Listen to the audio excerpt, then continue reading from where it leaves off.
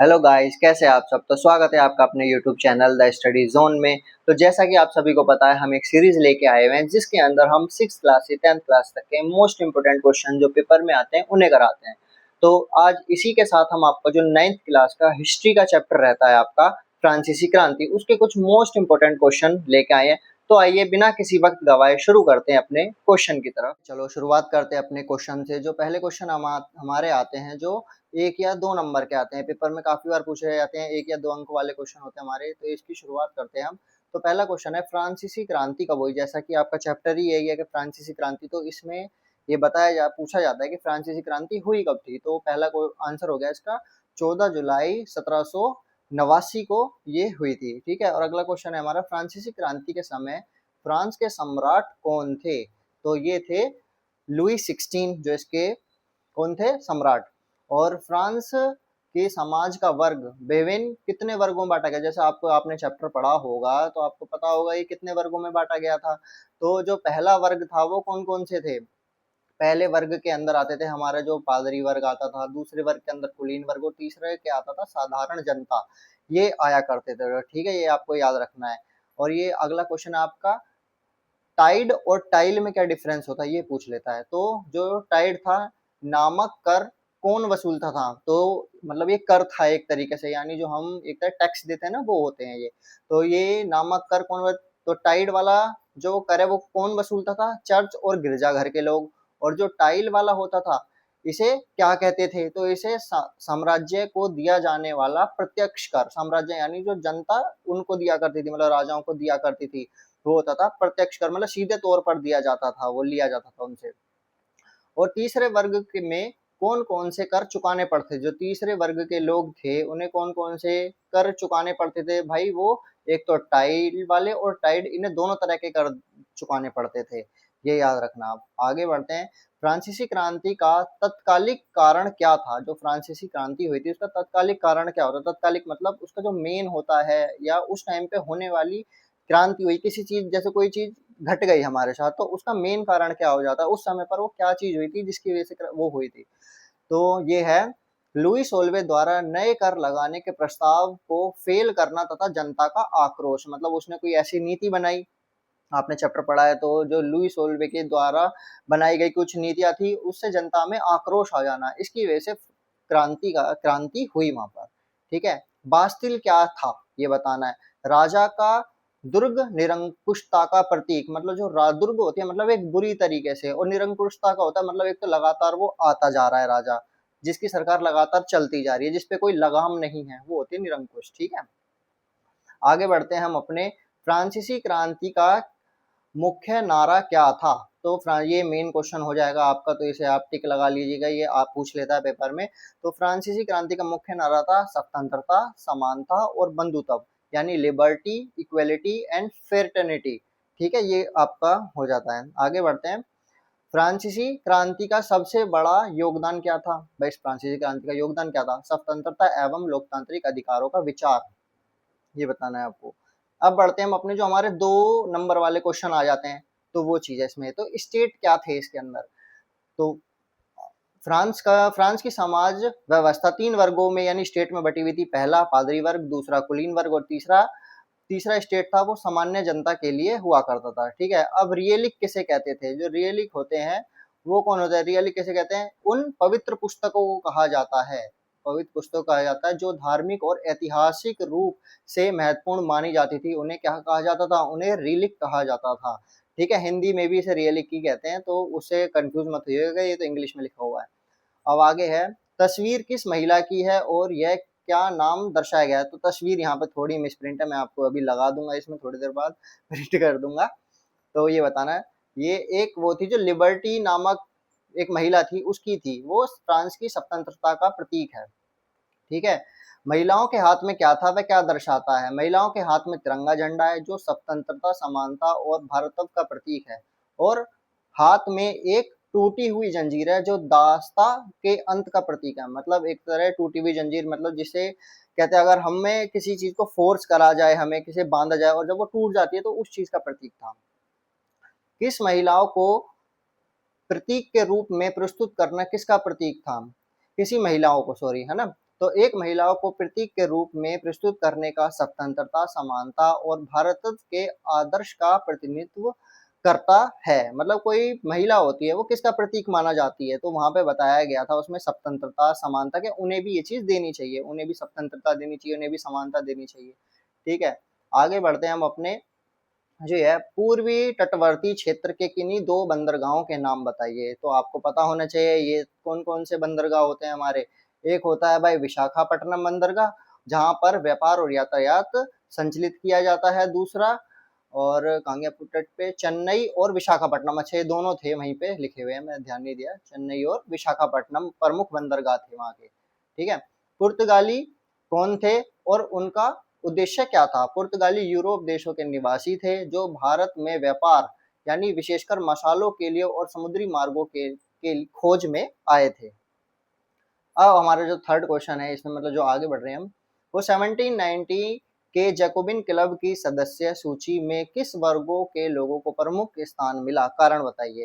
तो इस क्लब में सामान्य वर्ग, कारीगर, व्यापारी आदि लोग हुआ करते थे जिन्हें प्रमुख स्थान मिला था क्योंकि वह बदलाव चाहते थे और राजशाही कुलीन वर्ग की नीतियों से असंतुष्ट थे। राजशाही क्या होता है? जहां पर राजा का शासन होता है उससे असंतुष्ट थे, वो जो नीतियां बनाता था उससे वो खुश नहीं थे। धर्म युद्ध क्रू सोड से क्या उद्देश्य है? जो ईसाई धर्म युद्ध का उद्देश्य यरूशलेम जैसे पवित्र स्थानों को मुस्लिम शासन से मुक्त कराना था। ठीक है, ये एक वर्ड है आपका धर्म युद्ध, तो ये बताना है। क्रांतिकारी कन्वेंशन क्या था? ये आपका काफी बार पूछा गया है तो आप इसे टिक कर लीजिएगा, क्रांतिकारी कन्वेंशन पूछा जाता है। अब ये फ्रांस की संसद या सभा जिसमें क्रांति के समय नई व्यवस्था स्थापित की गई और राजशाही का अंत हुआ था, उसे क्रांतिकारी कन्वेंशन किया गया था। मतलब जो जिसमें एक नई व्यवस्था चालू करी गई थी और जो राजशाही चलती आ रही थी वहां पे उसका अंत कर दिया गया था। अब बढ़ते हैं अपने 2 या 3 अंक के जो महत्वपूर्ण प्रश्न, मतलब वो भी 2-3 में पूछता है और ये भी 2-3 में ही पूछता है वैसे।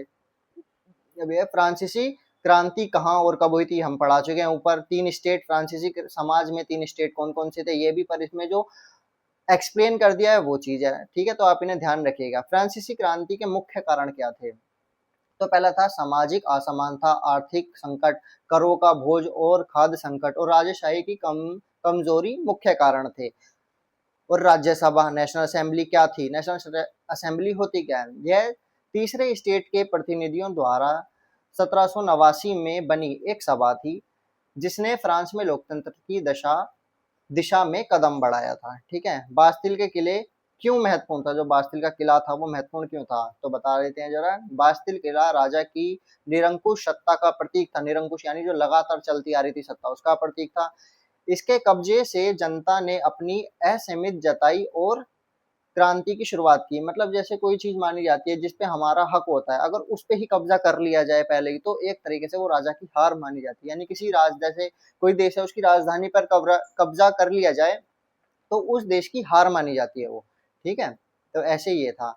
अब ये रहा फ्रांसीसी क्रांति के परिणाम क्या रहे। तो जैसे हम आते हैं, इसमें लिखा है प्रशासन में जो प्रशासन में सुधार हुए, राजशाही का अंत हुआ, संविधान बना, स्वतंत्रता, समानता, बंधुत्व की सिद्धांत सामने आए। और ये वाले जो इंपॉर्टेंट क्वेश्चन है, जैसे तो अभी शॉर्ट में लिखा हुआ है, ये 2 नंबर में आ जाए, 3 नंबर में आ जाए जब बताने, और अगर 5 नंबर में पूछ ले जाए तो वो भी हमने बता रखे हैं, नीचे हैं आपके सारे क्वेश्चन, बाद में आएंगे अभी।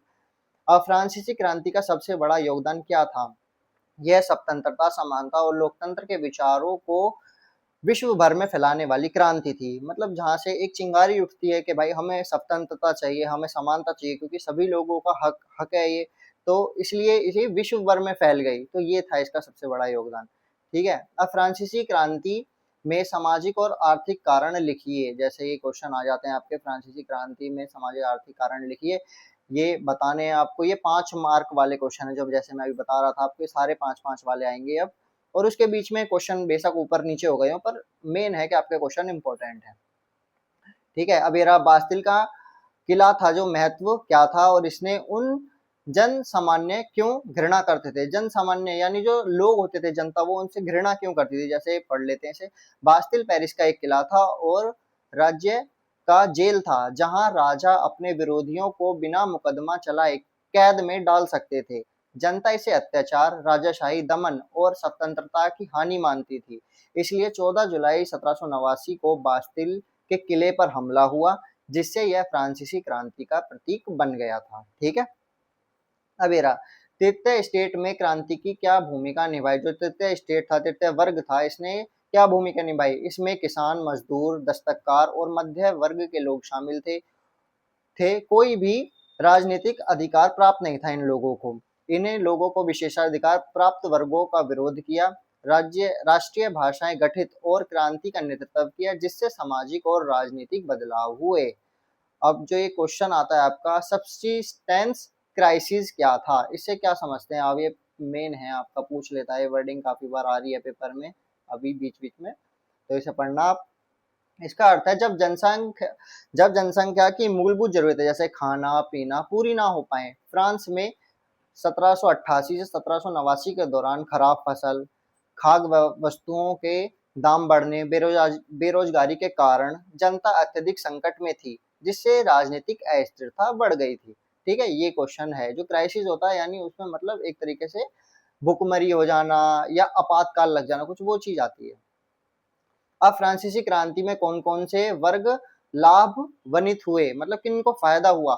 जो तृतीय वर्ग था, जिसमें किसान, छोटे मजदूर, व्यापारी, मध्य वर्ग और आम जनता का सबसे ज्यादा लाभान्वित हुए। इन्हें राजनीतिक अधिकारों, करों में छूट और समानता में सिद्धांत प्राप्त हुए। सबसे ज्यादा फायदा इन्हीं लोगों का हुआ था। ठीक है, पेपर में काफी बार ये भी आता है, आपका क्वेश्चन मेन रहता है जैकोबिन क्लब क्या था, इससे क्रांति में क्या क्या महत्व है, इसे स्टार कर लीजिएगा आप, ये आता है पेपर में काफी बार।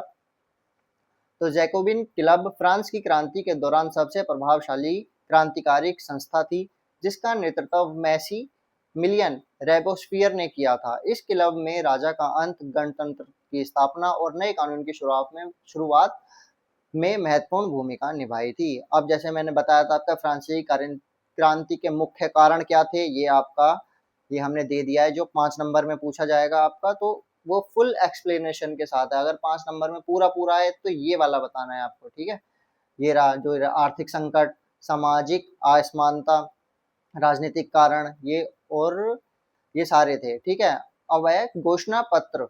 मानव और नागरिक के अधिकारों की मुख्य बातें क्या थी। जो घोषणा पत्र लागू किया गया था वहां पर, उसमें नागरिक के अधिकारों में जो मुख्य बातें थी वो क्या क्या थी, ये सारी चीजें हैं, ये बतानी है। रोबेस्पियर कौन था, जिसका मैंने अभी नाम लिया, और इसका आतंक का शासन क्यों माना जाता है। इसलिए माना जाता है क्योंकि, चलो पढ़ लेते हैं। मैक्सिमिलियन रोबेस्पियर फ्रांसीसी क्रांति के प्रसिद्ध नेता और जैकोबिन क्लब के सदस्य थे। इनका शासनकाल 1793 से 94, ठीक है, आतंक का काल कहलाते हैं, क्योंकि इन्हें कड़ी दंड नीति अपनाई और लाखों लोगों को बिना मुकदमे के मृत्युदंड दे दिया गया था। इन्होंने लोकतंत्र और समानता की बातें करते हुए भी विरोधियों के दमन के कठोर कानून बनाए। मतलब ये चाहते तो थे समानता भी आए और लोगों में स्थिरता भी आए, फिर भी क्या करते थे, इतने कठोर कानून बना दिए कि बिना मुकदमे के, बिना किसी बात के उन्हें जेल में डाल दिया जाता था या उन्हें मृत्युदंड दे दिया जाता था। इसलिए इसे क्या कहा जाता था, इसे आतंक का शासन कहा जाता था। अब फ्रांसीसी क्रांति का विश्व पर क्या प्रभाव पड़ा, ये पढ़ना है। नेपोलियन बोनापार्ट आपने पढ़ा होगा, जिसके बारे में पढ़ना है आपको। और महिलाओं की मांगे क्या थी फ्रांसीसी क्रांति के अंदर, तो ये आप पढ़ लीजिएगा, ये आएगा क्वेश्चन पेपर में आपका। ठीक है, जैसे पढ़ते हैं। महिलाओं ने क्रांतिकारी आंदोलनों में सक्रिय भाग लिया, अनेक संगठन व समाचार पत्रों के माध्यम से आवाज उठाई। ओलंपो डी गॉज जैसी महिलाओं ने समान अधिकारों की मांग की। आर्थिक और राजनीतिक हालात सुधारने, मतदान व शिक्षा के अधिकार, समाज में समानता की मांग की गई। ये सारे जो पॉइंट हैं, ये आपके महिलाओं ने मांगे उठाई थी। आतंक का शासन के दौरान महिलाओं के संगठन को दबा दिया गया था। अब ये रहा, किसी महिलाओं को प्रतीक के रूप में प्रस्तुत करना किसका प्रतीक होता है। यह एक महिला के प्रतीक के रूप में प्रस्तुत करना स्वतंत्रता, समानता और भारतत्व के आदर्श का प्रतिनिधित्व करता है। ये क्वेश्चन हमने ऊपर भी पढ़ा था। अब जैसे अगला पढ़ते हैं, पुनर्जागरण का क्या अर्थ होता है। ये होता है फिर से जन्म लेना। ठीक है, इसका मतलब होता है फिर से जन्म लेना। जैसे यूरोप में ज्ञान, विज्ञान, कला, साहित्य आदि का नव जागरण का समय था, इसलिए इसे पुनर्जागरण कहा गया था। पोप और चर्च का शासन किस प्रकार समाप्त हुआ था, ये बताना है। और राज्य की निर्वाचित सभा द्वारा क्या क्या क्रांतिकारी किए कार्य किए गए थे। और अर्थशास्त्र में तीसरे वर्ग से अभिप्राय किया है, मतलब जैसे अभी हम पढ़ रहे थे तो वही है दोबारा से। क्वेश्चन सेम है पर आपके नंबर में डिफरेंस करेगा, इसलिए मैंने ये दो दो तीन तीन बार दिए हैं। जैसे अगर 1 नंबर में आ जाए तो उसके बारे में क्या लिखना है, 2 नंबर में आ जाए तो क्या लिखना है, अब 5 नंबर में यही क्वेश्चन पूछ ले तो क्या लिखना है। इसलिए आप कंफ्यूज मत होइएगा ऊपर भी पढ़ा दिया कि नीचे भी पढ़ा दिया, वो मैंने आपके नंबर वाइज पढ़ाया गया कि अगर 1 नंबर में पूछे तो बता देना, 5 में पूछे तो बता देना। अब ये फ्रांसीसी क्रांति के परिणाम क्या थे, वो कारण थे। पहले कोई चीज कारण होएगा तो उसका परिणाम भी निकलेगा, तो अब ये है उसके परिणाम, ठीक है।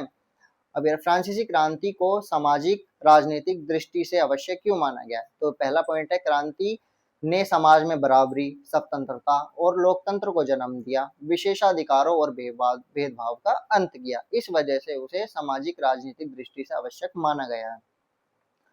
अब जो मुख्य कारण थे तो राजनीतिक कारण ये आ गए, सामाजिक कारण, आर्थिक कारण और तत्कालिक कारण, ठीक है, बौद्धिक कारण ये हो गए। अब इसके प्रभाव दोबारा से आ गए हैं पूरे, जो 5 नंबर में प्रभाव वहां 3 नंबर वाले थे, अब यहाँ प्रभाव है 5 नंबर वाले, तो ये याद रखना 5 नंबर में इसके सारे ये आ जाएंगे। एक क्वेश्चन है आपका नेपोलियन का उदय, ये देख लेते हैं कब हुआ था। नेपोलियन बोनापार्ट कौन था, ये भी आपको पढ़ना मेन क्वेश्चन, ठीक है। क्रांति के उपरांत अस्थिरता बढ़ी और नेपोलियन बोनापार्ट का उदय हुआ, जिससे शासन की कमान संभाली। तो यही सारे आपके जो मोस्ट इंपोर्टेंट क्वेश्चन थे यहाँ पे सारे खत्म होते हैं, और इस चैप्टर में इन क्वेश्चन के बाहर पेपर में कुछ नहीं आएगा, तो आप इन्हें जरूर से पढ़ लीजिएगा। आई होप आपको ये वीडियो बिल्कुल पसंद आई होगी। तो मिलते हैं ऐसी और एक बेहतरीन वीडियो के साथ, जब तक के लिए चैनल को लाइक करें, शेयर करें, कमेंट करें और सब्सक्राइब करना बिल्कुल भी ना भूलें। जय हिंद, जय भारत, राधे राधे।